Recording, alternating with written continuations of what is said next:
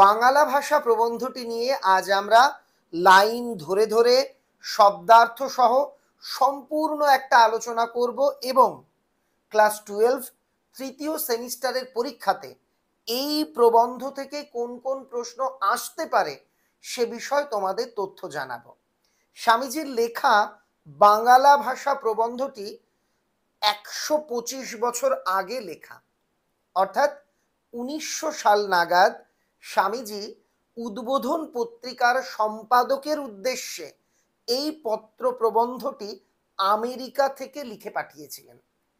তার কয়েক বছর পরে 1907 সাল নাগাদ এই প্রবন্ধটা ভাববার কথা এই নামে স্বামীজির একটি পুস্তিকা বা গ্রন্থ রয়েছে, সেখানে অন্তর্ভুক্ত করা হয়।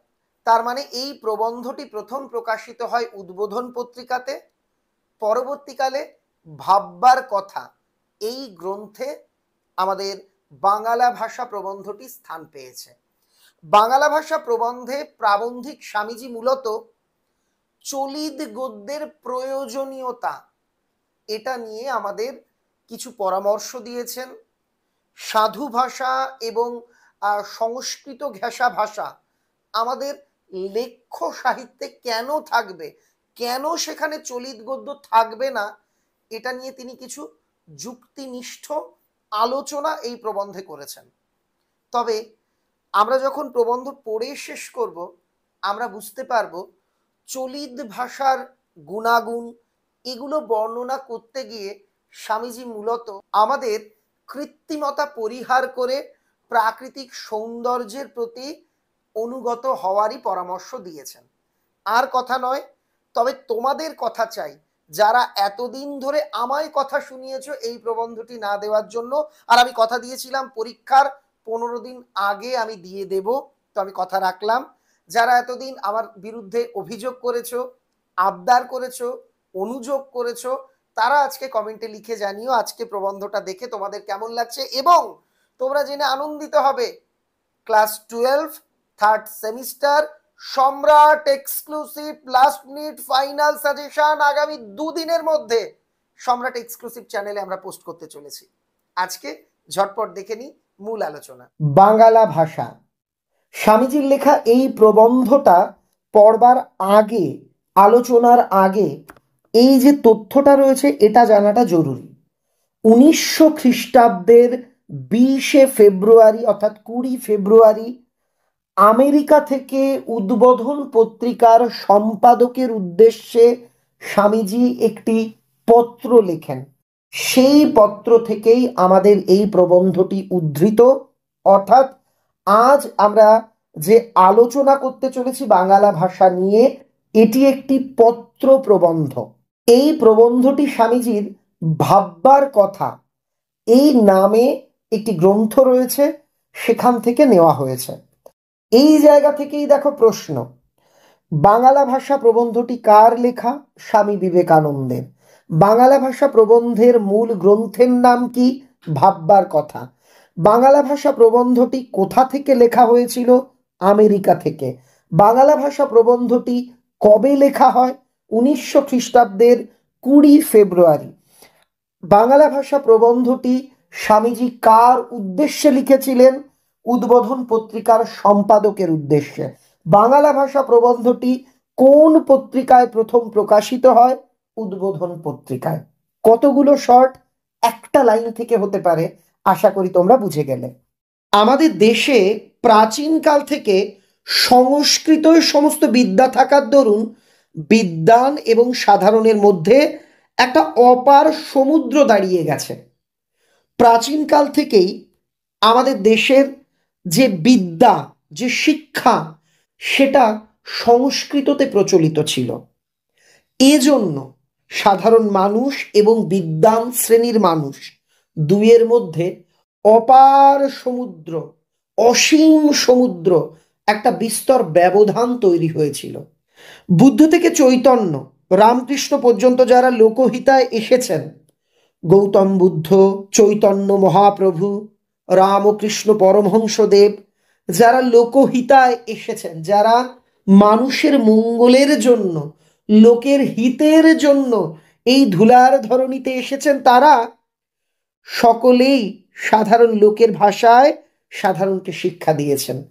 তুমি যদি রামকৃষ্ণ দেব, চৈতন্য মহাপ্রভু বা গৌতম বুদ্ধের বাণীগুলো পড়ো, দেখবে তারা কিন্তু প্রত্যেককে সাধু ভাষায়, কঠিন কঠিন ভাষায় কোনো উপদেশ দেননি। একদম সহজ সরল ভাষায়, সাধারণের ভাষায় তারা সাধারণকে শিক্ষা দিয়েছেন, উপদেশ শুনিয়েছেন। যেমন রামকৃষ্ণদেব বলেছেন, জীবনে শান্তি পেতে মনের ময়লাগুলো ধুয়ে ফেলতে হয় যে, তো তিনি এরম তো বলেননি। জীবনে শান্তির সান্নিধ্য লাভ করিতে হইলে হৃদয়ে সঞ্চিত ধূলিকণা, ময়লা, বালুকণাগুলি ধৌত করিতে হইবে, এমনকি তিনি বলেছিলেন? না। তিনি যদি এমনভাবে সাধু ভাষাতে কথা বলতেন, সাধারণ মানুষ কি তার অর্থ বুঝতে পারত? নিশ্চয়ই পারত না। পাণ্ডিত্য অবশ্যই উৎকৃষ্ট। হ্যাঁ, কোনো বিষয় পাণ্ডিত্য দেখানো, পাণ্ডিত্য লাভ করা, সেটা খুব ভালো জিনিস, সেটা শ্রেষ্ঠ, উন্নত, উৎকৃষ্ট। কিন্তু কটমট ভাষা, যা অপ্রাকৃতিক, কল্পিত মাত্র, তাতে ছাড়া কি পাণ্ডিত্য হয় না? স্বামীজি এখানে কটমট ভাষা বা কটমট ভাষা বলতে এখানে বোঝাচ্ছেন সাধু ভাষাকে।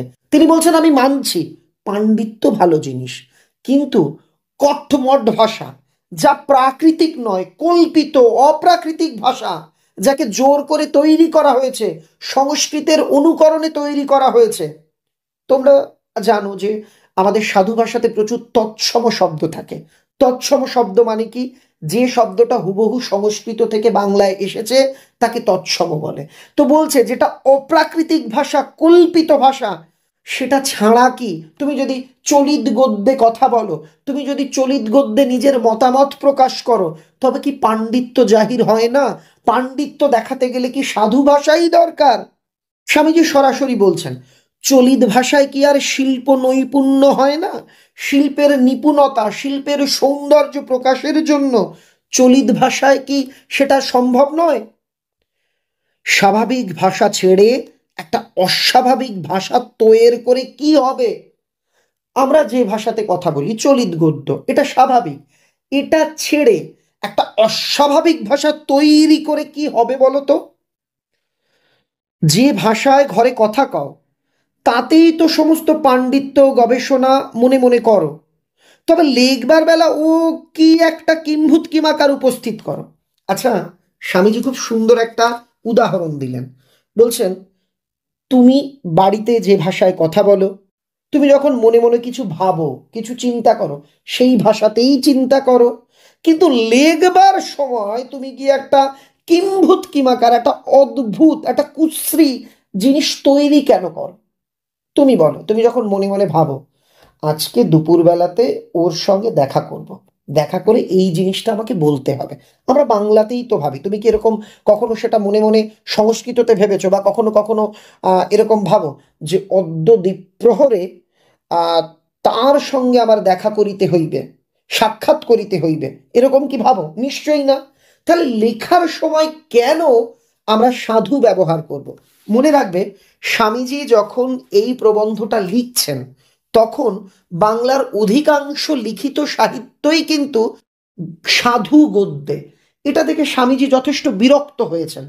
তার মনে হয়েছে আমরা যে ভাষায় কথা বলি, ঘরে বলছি চলিত গদ্যে, এইটাতে লিখতে গেলে কোন দোষের, এটাতে লিখতে গেলে কি সমস্যা?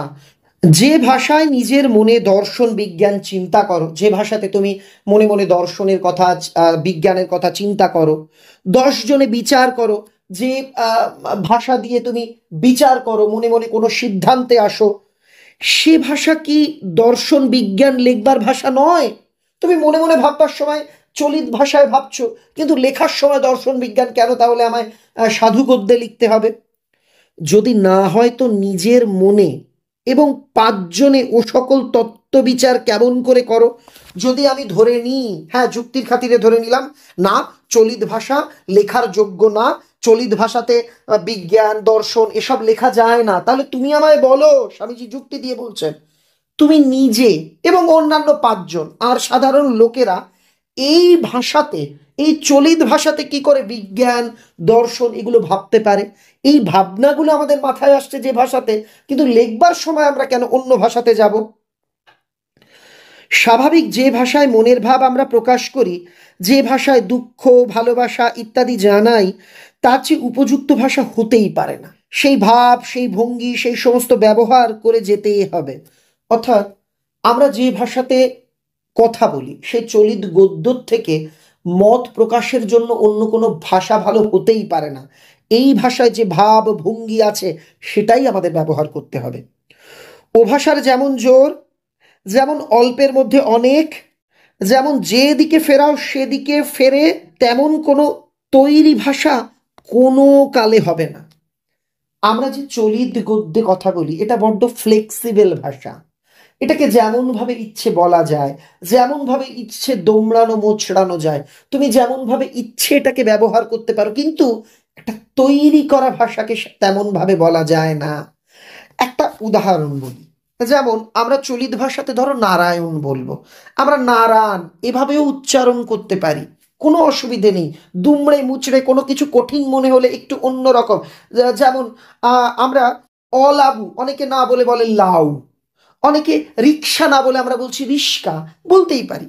কিন্তু যেটা তৈরি করা ভাষা তাতে তো এমন ফ্লেক্সিবিলিটি নেই, তাতে তো আমরা যেমন ইচ্ছে তেমন করে উচ্চারণ করতে পারি না। ভাষাকে করতে হবে যেন সাফ ইস্পাত। স্বামীজি এখানে বলছেন একটা ভাষার হওয়া উচিত সাফ ইস্পাতের মতো। ইস্পাত হলো কার্বন আর লোহার একটা সংকর ধাতু। তো বলছে ভাষাকে হতে হবে সাফ ইস্পাতের মতো, মুচড়ে মুচড়ে যা ইচ্ছে করো, আবার যে কে সেই, এক চোটে পাথর কেটে দেবে দাঁত পড়ে না, পাথর কেটে দেবে দাঁত পড়বে না।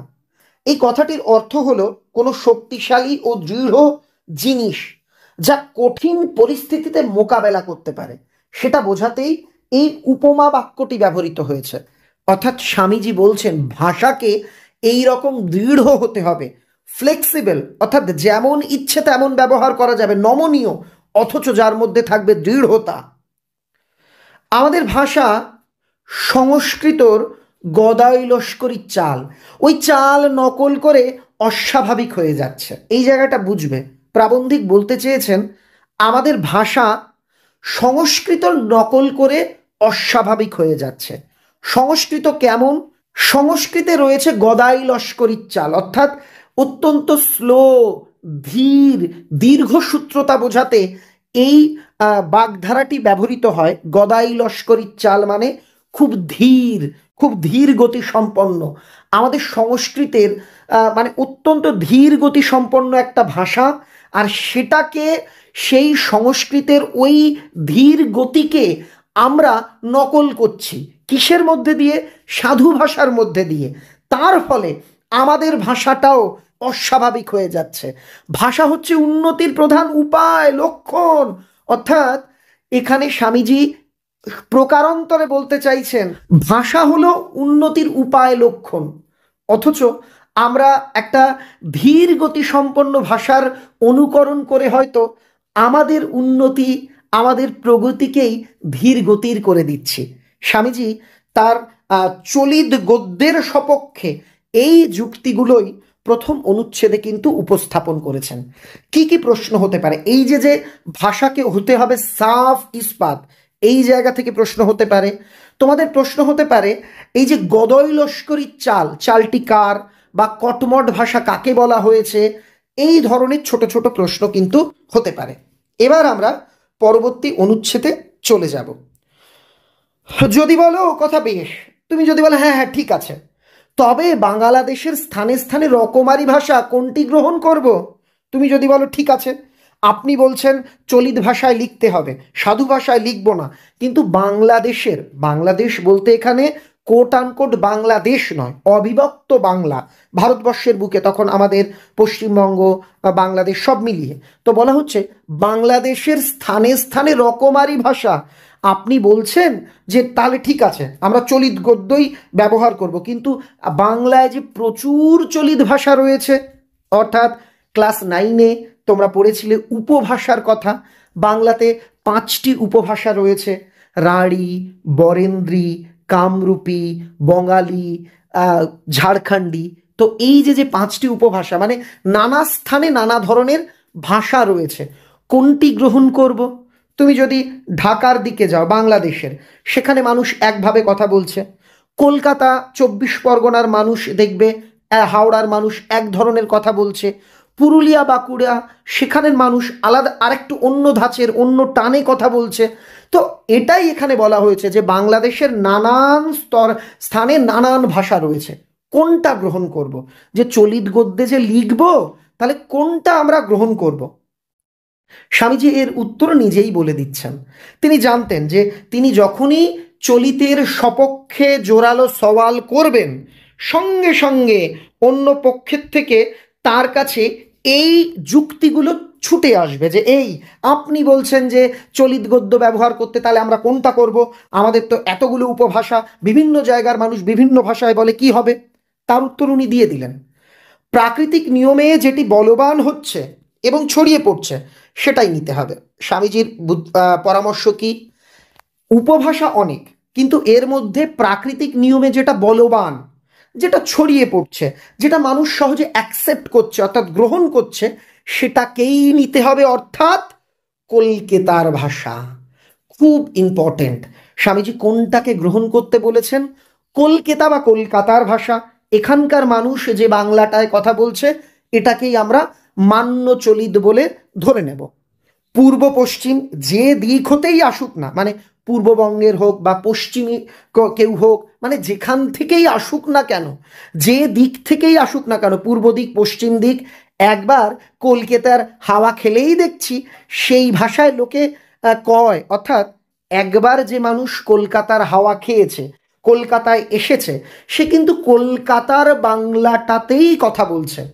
তখন প্রকৃতি আপনি দেখিয়ে দেয় যে কোন ভাষায় লিখতে হবে, যত রেল, অর্থাৎ এই সময় প্রকৃতিই দেখিয়ে দিচ্ছে যে কোন ভাষায় আমাদের লিখতে হবে, কোনটাকে গ্রহণ করতে হবে। রেল ও গতাগতির সুবিধে হবে যত, এখানে স্বামীজি বলছে তার বিশ্বাস তিনি ব্যক্ত করছেন, তা তিনি এটা নিশ্চিত যে যত রেল ব্যবস্থা, গতাগতি অর্থাৎ যাতায়াত ব্যবস্থার উন্নতি হবে, তত পূর্ব পশ্চিমী ভেদ উঠে যাবে। অর্থাৎ পূর্ব দিকের মানুষ এই ভাষায় কথা বলছে, পূর্ববঙ্গের মানুষ, পশ্চিমবঙ্গের মানুষ এই ভাষায় বলছে, পূর্ব পশ্চিমী ভেদ উঠে যাবে। তখন চট্টগ্রাম হতে বৈদ্যনাথ পর্যন্ত ওই কলকাতার ভাষাই চলবে। তখন ওনার বিশ্বাস যে চট্টগ্রাম থেকে, চট্টগ্রাম হচ্ছে বাংলাদেশের একটা বাণিজ্য নগরী, বাংলাদেশের একটা জেলা, আর বৈদ্যনাথ হচ্ছে এটা আমাদের ঝাড়খণ্ডের দেওঘরে অবস্থিত।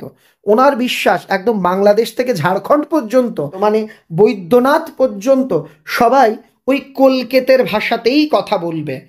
কোন জেলার ভাষা সংস্কৃতের বেশি নিকটে সে কথা হচ্ছে না, কোন ভাষা জিতছে সেটাই দেখো। তিনি বলছেন কোন ভাষাটা, কোন জেলার ভাষাটা সংস্কৃতের কাছে, আমরা সেটা নিয়ে আলোচনা করছি না। কোন ভাষাটা জিতছে, কোন ভাষাটার প্রতি মানুষ ভরসা রাখছে, কোন ভাষাটাকে মানুষ বেশি ব্যবহার করছে, এখানে সেই কথাটাই হচ্ছে। যখন দেখতে পাচ্ছি যে কলকাতার ভাষাই অল্প দিনে সমস্ত বাংলাদেশের ভাষা হয়ে যাবে, তখন যদি পুস্তকের ভাষা এবং ঘরে কওয়া ভাষা এক করতে হয়, তো বুদ্ধিমানেরা অবশ্যই কলকাতার ভাষাকে ভিত্তিস্বরূপ গ্রহণ করবে।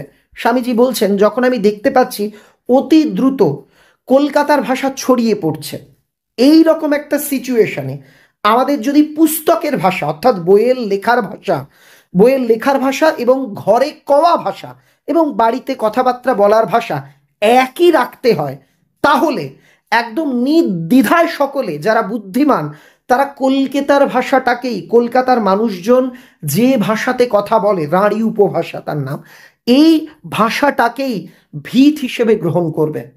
এখানে গ্রাম্য ঈর্ষাটিকে জলে ভাসান দিতে হবে। তুমি বলবে হ্যাঁ আমি এতদিন নর্থ বেঙ্গলে থাকি, আমি আমার আঞ্চলিক টান, এই টানে কথা বলি, এইটা ছেড়ে কেন আমি কলকাতার ভাষায় লিখব? কেউ বলবে যে না আমি বাংলাদেশে থাকি, আমি নোয়াখালী ভাষায় কথা বলি, আমি বরিশালী ভাষায় কথা বলি, তো আমি সেগুলো ত্যাগ করে কেন আমি কলকাতার ভাষা গ্রহণ করব? স্বামীজি বলছেন গ্রাম্য ঈর্ষা মানে যে হিংসা আমাদের মনে, এইটাকে ত্যাগ করতে হবে এবং সমস্ত দেশের যাতে কল্যাণ সেটা তোমার জেলা বা গ্রামের প্রাধান্যটি ভুলে যেতে হবে, যে আমার জেলা কেন, আমি আমার জেলায় কথা বলতে পারবো না। স্বামীজি বলছেন যেখানে গোটা দেশের কল্যাণ হবে সেখানে নিজের এই সংকীর্ণ ক্ষুদ্র ঈর্ষাগুলো, সংকীর্ণ নিজের এই যে যে আমার আমি সেরা আমিত্ব, এইগুলোকে একটুখানি জলাঞ্জলি দিতে হবে। ভাষা ভাবের বাহক, সত্যিই তো ভাষা দিয়েই তো আমরা ভাব প্রকাশ করি, মনের ভাব প্রকাশের জন্যেই তো ভাষা। ভাবই প্রধান, ভাষা পরে, এই জায়গাটা থেকেও শর্ট আসতে পারে। এইবার স্বামীজি মজার মজার কিছু যুক্তি দিচ্ছেন। হিরেমতির সাজ পরানো ঘোড়ার উপর বাঁদর বসালে কি ভালো দেখায়? আচ্ছা, একটা ঘোড়াকে হিরে মতি দিয়ে সাজানো হলো, তার উপরে আমি একটা বাঁদর বসিয়ে দিলাম, ভাল লাগবে দেখতে? নিশ্চয়ই না। সংস্কৃতের দিকে দেখো দেখি, তিনি কেন সংস্কৃতকে এখানে বারবার টার্গেট করছেন? কারণ সংস্কৃতের অনুকরণে সাধু গদ্য গড়ে উঠেছে, আর এক শ্রেণীর মানুষ চলিত ভাষাকে প্রাধান্য না দিয়ে সাধুতেই লেখালেখি করছেন। ফলে কি হচ্ছে, সমাজের একটা বিরাট অংশ, বিশেষ করে সাধারণ মানুষ যারা অতটা শিক্ষিত না, তারা বিদ্যা বা বিভিন্ন পুস্তকের যে জ্ঞান ভাণ্ডার তার থেকে তারা দূরে চলে যাচ্ছে, তারা বুঝতে পারছে না। এই জায়গায় দাঁড়িয়ে স্বামীজি ভাবলেন না, সব কিছুই চলিত গদ্যে করতে হবে, এটাই উচিত। আর তাই তিনি দেখছেন যে সংস্কৃতের অনুকরণে গড়ে ওঠা সাধু ভাষাকে তাই তিনি এখানে আক্রমণ করছেন এবং সাধু ভাষার অসারতা তিনি এখানে বোঝাচ্ছেন। এই প্রসঙ্গেই তিনি সংস্কৃতের কথা এনেছেন, যে সংস্কৃতের দিকে দেখো দেখি, ব্রাহ্মণের সংস্কৃত দেখো, অর্থাৎ প্রাচীনকালে ব্রাহ্মণরা যে সংস্কৃতে কথা বলতে সেটা দেখো। সবর স্বামীর মীমাংসা ভাষ্য দেখো, সবর স্বামীর লেখা মীমাংসা ভাষ্য গ্রন্থের সংস্কৃতটা দেখো। পতঞ্জলির লেখা মহাভাষ্য দেখো, পতঞ্জলির লেখা মহাভাষ্য গ্রন্থের যে সংস্কৃত সেটা দেখো। আচার্য শঙ্করের ভাষ্য দেখো, আচার্য শঙ্করাচার্যের লেখা ভাষ্য সেটা দেখো। আর অর্বাচীন কালের সংস্কৃত দেখো। অর্বাচীন মানে নবীন, আধুনিক কালের যে সংস্কৃত সেটা দেখো। এই জায়গাতে স্বামীজি বোঝাতে চাইছেন প্রাচীনকালের সংস্কৃত সত্যি উচ্চ মানের ছিল, কিন্তু আধুনিক কালের সংস্কৃত সেটা যে কোনো কারণেই হোক সেই উচ্চতা, সেই মাধুর্য সেটা তার হারিয়েছে, তার গৌরব সে হারিয়েছে। এ প্রসঙ্গে স্বামীজি বলছেন এই সব বিশিষ্ট জনের লেখা প্রাচীন সংস্কৃত গ্রন্থগুলো দেখো আর বর্তমানের সংস্কৃত দেখো, তাহলেই বুঝতে পারবে বর্তমানে সংস্কৃতর অবস্থা কেমন হয়েছে। এই জায়গা থেকে একটা প্রশ্ন কমন পাবেই পাবে, যে কোনো একটা গ্রন্থ দিয়ে তার লেখকের নাম কি, মহাভাষ্য, ভাষ্য, এই রকম মীমাংসা ভাষ্য কার লেখা। এই যে এই অংশগুলো তোমরা তাই খুব ভালো করে পড়ে নেবে, এই যে যে অংশগুলো রয়েছে মীমাংসা ভাষ্য কার কোনটা, এগুলো একটু দেখে নেবে। এখনই বুঝতে পারবে যে মানুষ যখন বেঁচে থাকে তখন জ্যান্ত কথা কয়, মরে গেলে মরা ভাষা কয়। তুমি এই বইগুলো দেখো, দেখলে বুঝতে পারবে আগেকার দিনের সংস্কৃত, বিশিষ্ট জনের লেখা ওই সব সংস্কৃত পুস্তকগুলো, ওখানে ভাষা প্রাণবন্ত ছিল, জ্যান্ত ছিল। আর বর্তমানে একদম মরা, এই সংস্কৃতের মধ্যে যেন প্রাণস্পন্দন নেই, এটা যেন মৃত সংস্কৃত হয়ে রয়েছে। মরণ যত নিকট হয়, নতুন চিন্তা শক্তির যত ক্ষয় হয়, ততই একটা পচা ভাব রাশিকৃত ফুলচন্দন দিয়ে ছাপবার চেষ্টা হয়। স্বামীজি বলছেন যখন কোনো কিছু মরে যায়, পচে যায়, আমাদের একটা চেষ্টা থাকে সেটাকে ফুলচন্দন চাপা দিয়ে ঢেকে রাখা, যে নিচে নোংরা জিনিস, উপরে ভালো ভালো জিনিস দিয়ে সেটাকে আমরা ভালো দেখাতে চাই। এটাও তাই। বাপ রে, সে কি ধুম! 10 পাতা লম্বা লম্বা বিশেষণের পর দুম করে রাজা অসিত।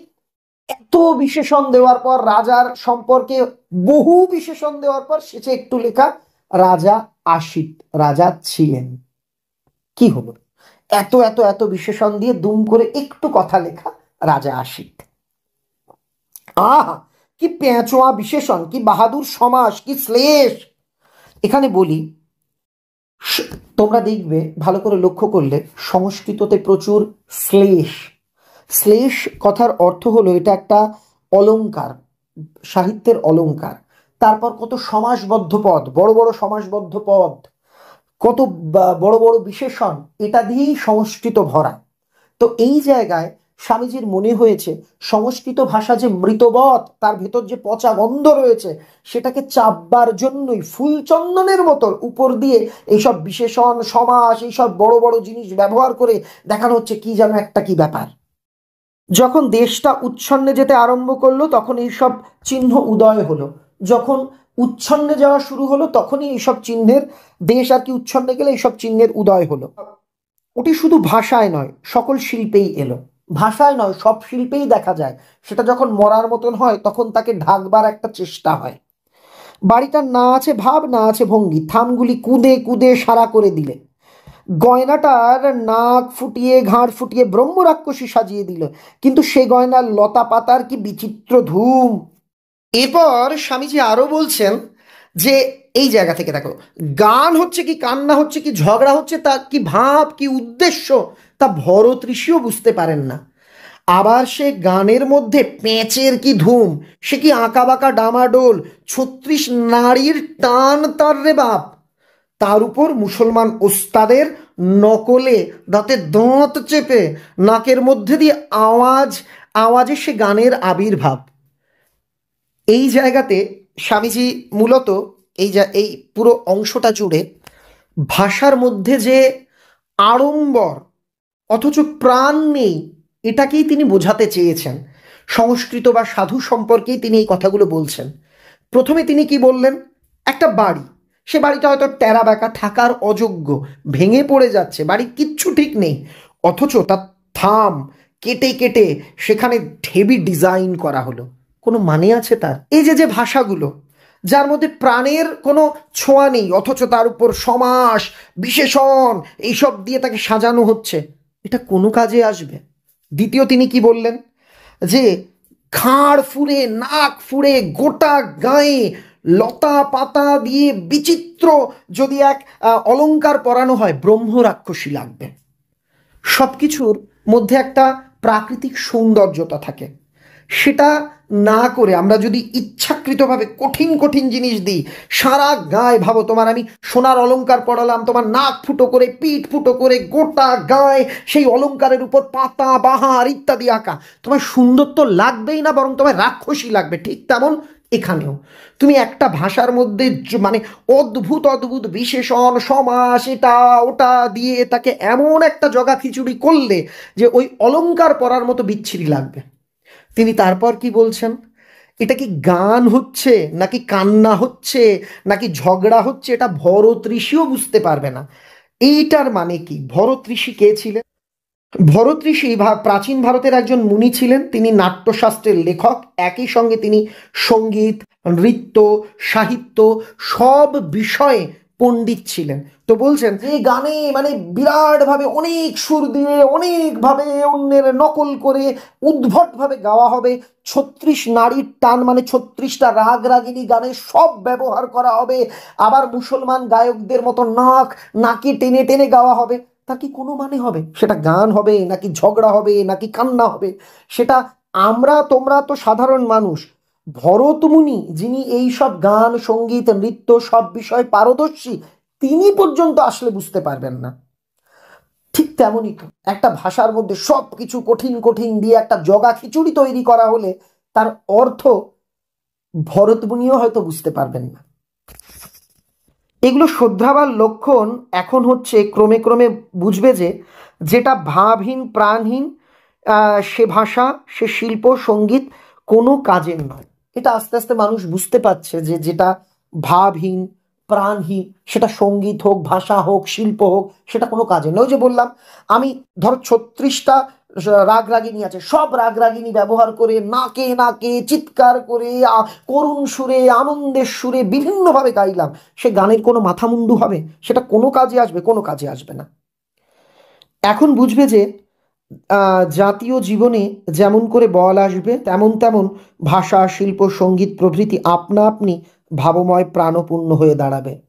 যখনই যখনই জাতির মধ্যে শুভ চেতনা আসবে, তাদের মধ্যে প্রগতি আসবে, তাদের মধ্যে তারা সঠিক দিশায় চলবে, তখনই সবকিছু নিজে থেকেই প্রাণপূর্ণ হয়ে উঠবে। তখন এই যে যে জরাজীর্ণতা ভাষার, এগুলো আপনি আপ চলে যাবে। দুটো চলিত কথায় যে ভাবরাশি আসবে, তা 2000 ছাদি বিশেষণেও নেই। আমি 2000 বিশেষণ দিয়ে বললাম অমুক অমুক অমুক নৃপতি তিলক, নৃপতি শ্রেষ্ঠ, অমুক তমুক অমুক রাজা, তার থেকে একটা চলিত গদ্যে আমি যেটা বলবো, চলিত ভাষায় যেটা বলবো সেটাই ভালো। ওই হাজার হাজার বিশেষণেও সেই প্রাণের ছোঁয়া, সেই ভাবরাশি কোনোদিন পাওয়া যাবে না। প্রবন্ধের শেষ অংশে স্বামীজি বলতে চাইলেন, যেখানে প্রাকৃতিক সৌন্দর্যতা আছে, যেখানে কোনো কৃত্রিমতা নেই, যেখানে কোনো লোক দেখানো কোনো প্রাচুর্য নেই, আড়ম্বর নেই, সেখানে দেবতার মূর্তি দেখলেই ভক্তি জাগবে, গহনা পরা মেয়ে মাত্রই দেবী বলে মনে হবে, আর বাড়িঘর দোর সব প্রাণস্পন্দনে ডগমগ করবে, অর্থাৎ সব প্রাণের স্বতঃস্ফূর্ততায় ভরে উঠবে। এটাই কিন্তু ভাববার কথা। স্বামীজি চলিত গদ্যের উপকারিতা বোঝাতে বোঝাতে আমাদের কিন্তু একটা বড় মূল্যবোধের শিক্ষা দিলেন। তিনি কি বোঝাতে চাইলেন? প্রাকৃতিক সৌন্দর্যের প্রতি আমাদের নিবেদিত প্রাণ হতে হবে। আড়ম্বরতা, কৃত্রিমতা এটা ভালো নয়, এগুলো ত্যাগ করতে হবে এবং আমাদের যা কিছু প্রাকৃতিক, যা কিছু ঈশ্বর সৃষ্ট, যা কিছু শাশ্বত, সেগুলোকেই গ্রহণ করতে হবে। তবেই আমরাও প্রাণস্পন্দনে ভরপুর হয়ে উঠতে পারবো। আলোচনা ভালো লাগলে অবশ্যই ভিডিওতে লাইক করো, ভিডিওটা বন্ধুদের মধ্যে শেয়ার করতে কিন্তু একেবারেই ভুলো না। কেমন প্রশ্ন, কোন কোন জায়গা থেকে প্রশ্ন হতে পারে তার একটা আভাস দিই। উৎস মানে কোথা থেকে নেওয়া, কবে লেখা, কোন পত্রিকায় পাঠানো, এই জায়গাটা। স্বামীজির জন্মসাল এবং লেখক পরিচিতি, ওই জায়গাটা। যে 3-4 জন বিশিষ্ট জন এবং তাদের গ্রন্থের নাম, সবর স্বামী, পতঞ্জলি, শঙ্করাচার্য, এই জায়গাগুলো, তাদের লেখা গ্রন্থের নাম, ওই জায়গাটা। তারপর ধরো যে কয়েকটা ছোট ছোট উদাহরণ দেওয়া হয়েছে, যে হীরেমতি দিয়ে সাজানো ঘোড়ার ওপর কার বসার কথা, তারপর ব্রহ্মরাক্ষসী প্রসঙ্গ, ভাষাকে হতে হবে সাপ ইস্পাত, তাদের প্রসঙ্গ, প্রাচীনকালে সংস্কৃত সমস্ত বিদ্যা ছিল, তবে বিশিষ্ট জনেরা যারা লোকহিতায় এসেছেন তারা কোন ভাষায় আমাদের শিক্ষা দিয়েছেন সাধারণকে। তারপর ধরো পূর্ব পশ্চিমের যে ভেদাভেদ সেটা কি হলে উঠে যাবে, কোন ভাষাটিকে গ্রহণ করতে হবে, এই যে টুকরো টুকরো তথ্যগুলো রয়েছে, এখান থেকেই কিন্তু তোমাদের প্রশ্ন হওয়ার সম্ভাবনা প্রবল। লাস্ট মিনিট সাজেশনের ভিডিওতে বিস্তারিত প্রশ্ন কিন্তু এখানে আমি দিয়ে দেব, তোমরা অবশ্যই সেটা লিখে নিও। সবাই ভালো থেকো, ভিডিওটা বন্ধুদের মধ্যে শেয়ার করে দিও। আলোচনা কেমন লাগলো আমাকে কমেন্টে লিখে জানিও। Thank you very much.